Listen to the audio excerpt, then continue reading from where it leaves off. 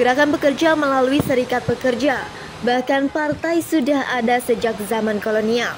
Namun dalam sejarahnya pekerja di Indonesia tidak pernah menjadi kekuatan nyata dalam pemilu. Selama ini alat politik kelas pekerja atau buruh tidak mampu mengalahkan partai politik meskipun jumlah pekerja cukup banyak. Beberapa faktor penyebab kegagalan gerakan pekerja dalam politik elektoral diantaranya suara politik para pekerja belum memiliki kekuatan dan terorganisir menjadi satu kesatuan. Selain itu, gerakan pekerja masih terfragmentasi dan cenderung mudah dikooptasi. Belum ada partai kelas buruh yang kuat serta mayoritas pekerja tidak memilih partai buruh.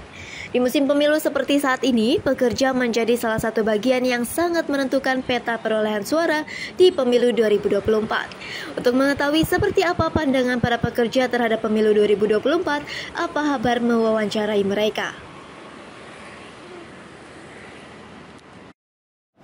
Ya, dampak pemilu buat 2024 pembelajaran tentang demokrasi. Jadi demokrasi itu masyarakat harus mengetahui bahwa demokrasi pembelajaran di Indonesia itu kadang-kadang kan masyarakat belum tahu dan awam sama sekali tentang demokrasi. Tapi dengan pembelajaran demokrasi itu masyarakat bisa tahu bahwa demokrasi tentang pemilu harus bersikap jujur, netral, adil untuk masyarakat. Dampaknya tuh untuk pemilihan capres dan cawapres kalau kita milihnya tepat itu sangat besar dampaknya dari sisi perekonomian. Kalau dampak pemilu dalam kehidupan saya sendiri sih sejauh ini kayaknya nggak ada dampak gimana-gimana ya. Kehidupan saya biasa-biasa aja, nggak ada pengaruh apapun gitu. Jadi indikator untuk memilih capres dan cawapres tentunya harus menyikapi dengan cermat dan penuh memilih yang terbaik buat memimpin bangsa Indonesia. Tentunya ada 3 calon paslon yang akan kita pilih dan masyarakat harus benar-benar mengetahui visi dan misi dari masing-masing paslon yang akan bertarung nanti di 2024. Dan saya berharap siapapun yang memimpin bisa memberikan yang terbaik buat bangsa Indonesia. Indikatornya ya pertama gagasan mereka itu harus memberikan ide-ide yang terbaik ya. Terus setelah itu jujur, ya kan,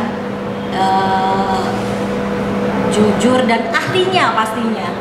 Kita kan di perusahaan kecil aja yang dipilih tuh ahlinya, apalagi negara ya. Kita harus memilih ahlinya, jujur, dan programnya juga yang masuk akal untuk kemajuan Indonesia maju. Itu aja sih. indikator saya untuk memilih presiden tahun depan itu pastinya satu yang bebas korupsi dan yang mau memberantas korupsi di Indonesia, tapi kayaknya susah ya dari tahun ke tahun kayaknya susah memberantas korupsi. Tapi ya setidaknya presiden yang mendatang harus bisa lebih tegas lagi soal korupsi. Bagi calon presiden peserta pemilu 2024, momen kampanye seperti sekarang ini menjadi periode yang krusial untuk memikat hati para pekerja. Sementara bagi pekerja, mereka butuh komitmen dan bukti nyata ketimbang janji-janji surga. Bambang Susapto melaporkan untuk Apa Kabar.